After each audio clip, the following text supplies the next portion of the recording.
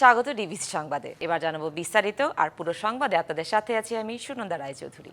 জুলাই গণ অভ্যুত্থানের 11 মাসেও ঘুরে দাঁড়াতে পারেনি ব্যাংক খাত। কাগজে হাঁকডাক আর আশ্বাসের বৃত্তে আটকে আছে সংস্কার প্রক্রিয়া। যেসব ব্যাংকের বোর্ড ভেঙে নতুন পর্ষদ গঠন হয়েছে তারাও দেখাতে পারেনি কোনো চমক। শাস্তির আওতায় আসেনি ব্যাংক লুটেরারা। টাকা ছাপিয়ে সহায়তা দেওয়ার পরও চাহিদা অনুযায়ী আমানত ফেরত পাচ্ছে না গ্রাহকরা। চলতি বছরের প্রথমার্ধে লোকসানের বোঝা আরও বাড়িয়েছে এসব ব্যাংক। জুলাই গণ অভ্যুত্থানের পর রাষ্ট্রীয় পৃষ্ঠপোষকতায় লুটের কবল থেকে রক্ষা পায় দেশের ব্যাংক খাত। তবে এক বছরেও ঘুরে দাঁড়াতে পারেনি দুর্দশাগ্রস্ত ব্যাংকগুলো। নতুন গভর্নর দায়িত্ব নেওয়ার পর 15টি ব্যাংকের পর্ষদ ভেঙে দেওয়া হয়। এতে এসব ব্যাংকের ব্যবস্থাপনায় সুশাসন ফিরে এলেও উন্নতি হয়নি আর্থিক পরিস্থিতির। শাস্তির আওতায় আসেনি লুটেরারা। দুর্নীতির সেই অনিয়মগুলোর সঙ্গে কারা কারা জড়িত, কিভাবে কি করেছে, তাদের কাউকে কি শাস্তির আওতায় আনা হয়েছে? ব্যাংকের বোর্ড পুনর্গঠন করে নতুন পর্ষদের হাতে ব্যাংক পরিচালনার দায়িত্ব দিচ্ছে। সত্যিকার অর্থে ব্যাংকে ঘুরিয়ে দাঁড়ানোর জন্য তারা কতখানি ভূমিকা রাখছে। ফরেনসিক অডিটের পর 5টি ব্যাংককে একীভূত করার সিদ্ধান্ত হলেও এতে আপত্তি এক্সিম ও এসআইবিএল এর। সময় চায় আরও কিছুদিন। মানুষ আমাদেরকে ডিপোজিট দিয়েছে 10.5 কোটি টাকা 9 মাসে।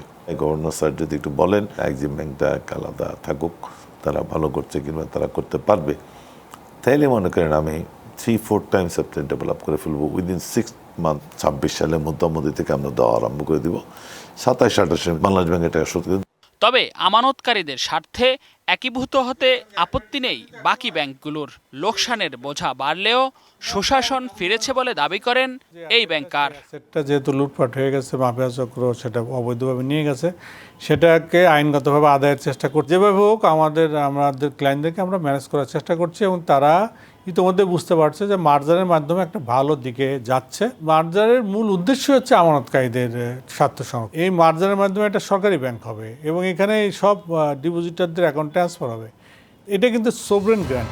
কেন্দ্রীয় ব্যাংক বলছে একীভূত প্রক্রিয়া থেকে রেহাই পেতে পরিশোধ করতে হবে বাংলাদেশ ব্যাংকের ছাপানো অর্থ।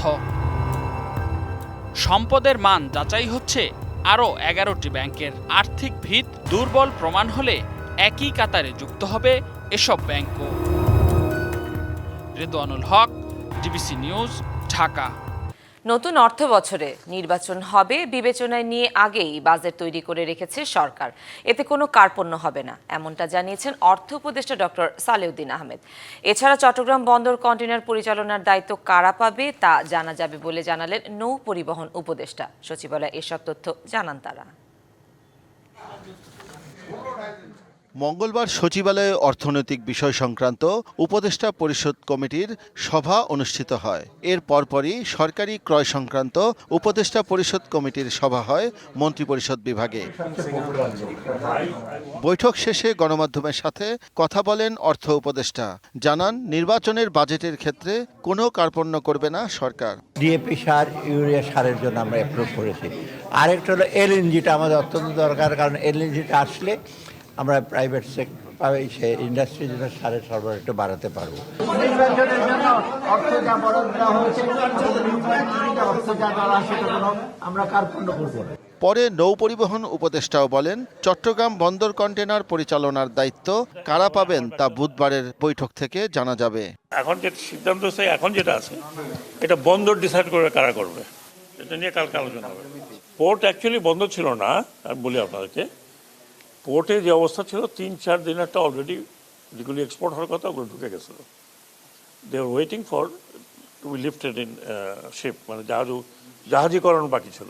এছাড়া এনবিআর এর সংকট নিরসনে কাজ করছে জানিয়ে বন্দরে আন্দোলনের কারণে তেমন কোনো ক্ষতি বা প্রভাব পড়েনি বলেও দাবি করেন নৌ পরিবহন উপদেষ্টা।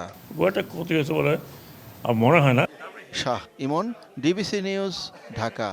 চাকুরিতে পুনর্বহালের দাবিতে আমরণ অনশন কর্মসূচিতে ব্যাটালিয়ন আনসার বাহিনীর সদস্যরা। এর মধ্যেই বেশ কয়েকজন সদস্য গুরুতর অসুস্থ হয়ে পড়লে তাদেরকে মুগদা মেডিকেল কলেজ ও হাসপাতালের চিকিৎসা দেওয়া হচ্ছে।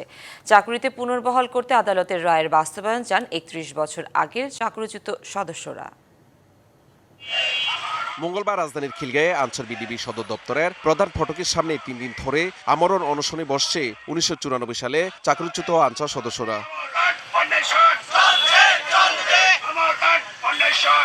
31 বছর ধরে চাকরি ফিরে না পাওয়ায় পরিবার পরিজন নিয়ে অসহায়ভাবে চলছে তাদের সংসার। এমন বাস্তবতায় দ্রুততম সময়ের মধ্যে চাকরিতে পুনর্বহালের দাবি জানান ভুক্তভোগীরা। আমাদের চাকরিকে পুনর্বহালের ব্যবস্থা করে দিন। আগামীতে যদি আমাদেরটা মেনে না নেওয়া হয়, কাফনের কাপড় সহ আমি আপনাদের দরবারে হাজির হব, এই আমার বক্তব্য। আমার ফ্যামিলি, আমার যে টাকা লাগে, আমার এই টাকা ছিল না, আমি ধ্বংস হয়ে গেছি, আমি আজ পথের ভিখারি হয়ে গেছি। কোর্ট থেকে আমাদের চাকরির পক্ষে আমরা রায় পেয়েছি, সেখানে আমাদের আনসারের ডিজি মহোদয় আমাদের সাথে আবার আপিল করছে।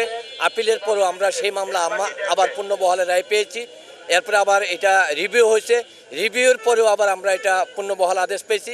দেশের সর্বোচ্চ আদালতে একাধিক রায়ের পরও পুনর্বহাল না হওয়ায় শেষ আশ্রয় হিসেবে বেছে নিয়েছেন আমরণ অনশন। চান সরকারের সহযোগিতা। কোর্ট রায় দিছে, বিচার বিভাগ করিয়ে রায় দিছে, নির্দোষ খালাস দিছে। আমাদের যে হক প্রাপ্য, বাংলাদেশের স্বরাষ্ট্র মন্ত্রণালয় এবং উচ্চ পর্যায়ের যারা আছে তাদের কাছে আকুল আবেদন জানাই যাতে আমাদের এই চাকরিটা ফেরত দেয়। দাবি বাস্তবায়ন না হওয়া পর্যন্ত কর্মসূচি চালিয়ে যাবেন বলে হুঁশিয়ারি দেন তারা। Mahmudul Hasan Nazim, DBC news, Dhaka. পরিকল্পনা ও উদ্যোগের অভাবে বরিশাল সিটি কর্পোরেশনে বাড়ছে না আয়ের উৎস, যেখান থেকে বছরে বড় ধরনের আয় করে নগরবাসীকে চাপমুক্ত করা সম্ভব, সেই মার্কেটগুলো পড়ে আছে জরাজীর্ণ অবস্থায়। ব্যয় সামাল দিতে বিসিসি প্রতি বছর সাধারণ নগরবাসী ও ব্যবসায়ীদের উপর বাড়িয়ে দিচ্ছে ভ্যাট ট্যাক্সের বোঝা। দাবি উঠেছে মার্কেটগুলো আধুনিকায়ন ও আয়ের পরিধি বাড়ানোর।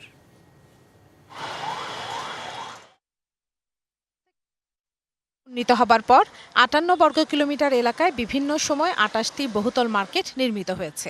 মার্কেটগুলোতে 1,500-এরও বেশি ব্যবসায়ীর কাছে দোকান লিজ দিয়েছে বরিশাল সিটি কর্পোরেশন। প্রতি বছর ভাড়া বৃদ্ধি হলেও সংস্কার কাজ না হওয়ায় জরাজীর্ণ হয়ে ধসে পড়ার উপক্রম ভবনগুলো।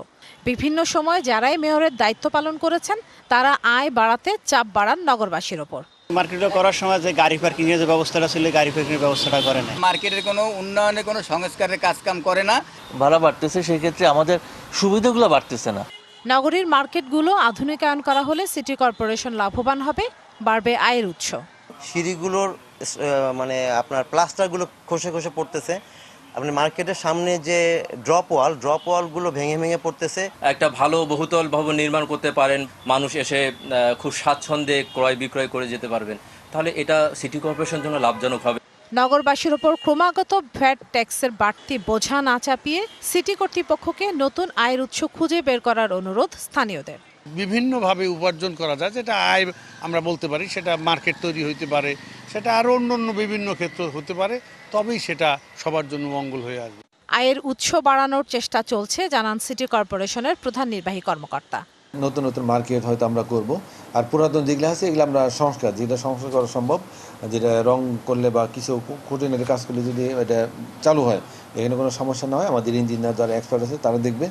2002 সালে সিটি কর্পোরেশনে উন্নীত হবার পর প্রতি বছরই ভ্যাট ট্যাক্স, ট্রেড লাইসেন্স, পরিকল্পনা, পানি, যানবাহন শাখা সহ বিভিন্ন খাতে টাকা বৃদ্ধি করেছে সেবাদানকারী এই প্রতিষ্ঠানটি।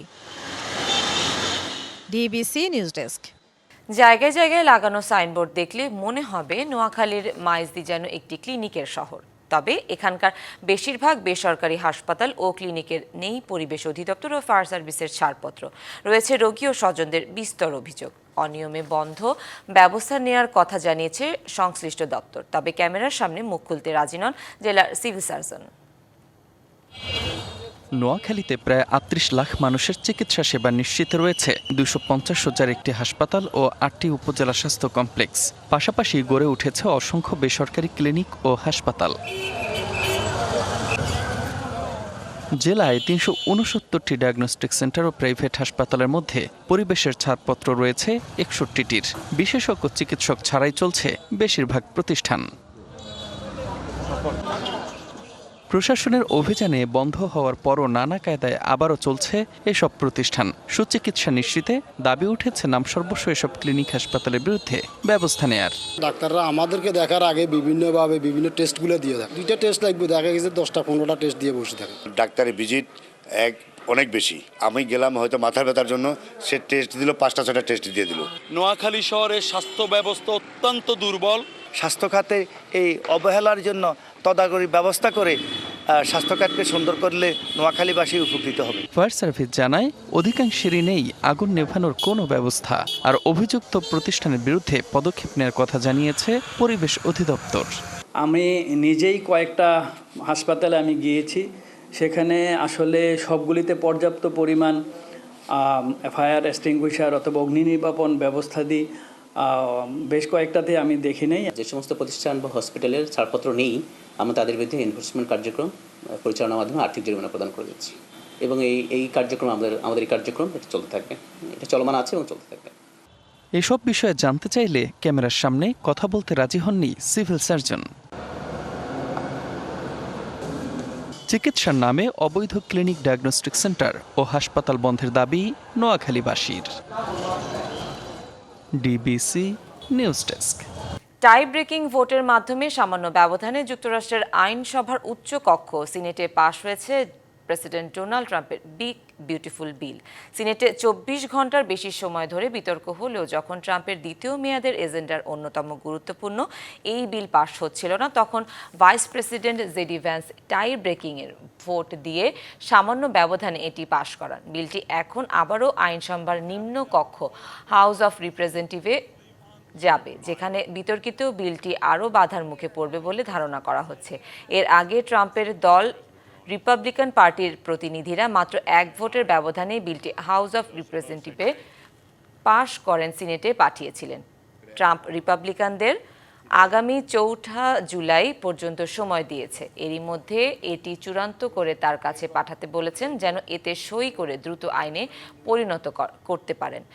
তবে সরকারের আয়ের ঘাটতি এবং ব্যয় সংক্রান্ত বিষয় নিয়ে বিতর্ক থাকায় বিলটি নিম্নকক্ষে পাশ হতে আরও সময় লাগতে পারে। সংবাদ এই ছিল এখনকার মতো। ডিবিসি নিউজের সংবাদগুলো পড়তে ভিজিট করুন dbcnews.tv আর ভিজিট করুন ডিবিসি নিউজের ফেসবুক পেজ এবং ইউটিউব চ্যানেল। সাথেই থাকুন।